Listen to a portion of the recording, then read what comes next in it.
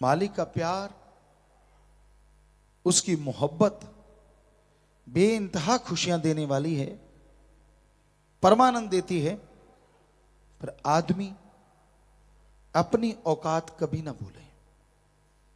औकात से मतलब हम किसी को बुरा नहीं कह रहे, जात पात का नहीं कह रहे, किसी धर्म का नहीं कह रहे, अमीरी गरीबी की औकात का नहीं कह रहे। औकात कि मैं सिर्फ इंसान हूं, भगवान नहीं हूं, यह बात कभी ना भूले। औकात से मतलब हमारा ये है। जब आदमी अपने आप को कुछ बना लेता है ना कि मैं भी कुछ हूं, बस फिर मालिक कहते तू है, मैं क्यों आऊं, तू तो कुछ है। बुल्ले शाह की बात इस बात पे हमें याद आई। रोजे के दिन थे और बुल्ले शाह, उनके साथ कुछ मुरीद थे, कहीं बैठे, जाने लगे, खेत था उनका, कहने लगे चलो गाजर मूली खा लेते हैं। कहते ठीक है जी। बुल्ले शाह कहने लगे आप आगे जाओ, हम यहाँ बैठते हैं। रास्ता था बीच में से, वो मुरीद थोड़ा आगे जाके खाने लगे, बुल्ले शाह जी साइड में बैठे। वहां अपना कहते हम अकेले ठीक, क्योंकि जब फकीर तो जान ही जान होते हैं, मुरीदों की सफाई भी तो करवानी होती है ना। तो इतने में मुसलमान भाई आए, घोड़ों पे सवार थे। उन्होंने देखा शक्ल सूरत से जो ये भी मुसलमान है, अरे ये गाजर मूली खा रहे हैं, लगे हुए खाने में। कहेंगे आप कौन हो? कहते हम मुसलमान हैं। कहते रोजे के दिन और आप कुछ खा रहे हो, दे तेरे की ले तेरे की, काफी जुत्तम पेल हुआ। कहने लगे आपके साथ कौन है? कहती जी हमारा गुरु जी है। दौड़े दौड़े वो घोड़सवार वहां भी पहुंचे। बुल्ले शाह कहने लगे तू कौन है? कहने लगा मैं तो जी बंदा हूं। कहने लगे कोई जात कोई धर्म?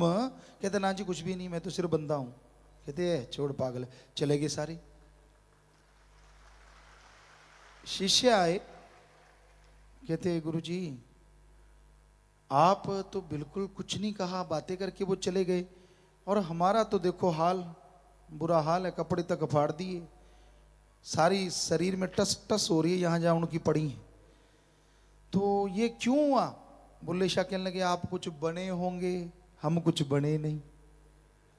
आप बने हो तो ले लो फिर।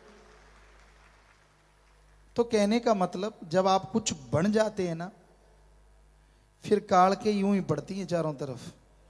कभी काम वासना, कभी क्रोध, कभी लोभ, कभी मोह, कभी अहंकार, कभी मन, कभी माया, कभी ईर्ष्या, कभी दुई द्वेष, देख तेरे की तड़ातड़ पड़ती है, और सारे सिमरण उसी को बचाने में लग जाता है। सुमन ढाल बन जाता है कि ना भाई इसके नहीं पढ़नी चाहिए, ये तो मालिक का बच्चा है।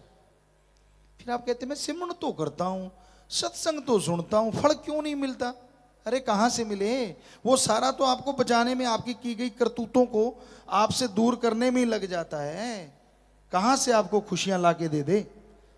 कोई बचनों में काट करना शुरू कर देते, फिर तो कहना ही क्या है। फिर तो बहुत ज्यादा सुमन किया हो तो चाहे बचा ले, वरना वो आप पापों के अधिकारी बनते चले जाते। तो इसलिए भाई खुशियां तो सुमन में हैं, तमाम 100% खुशी देता है।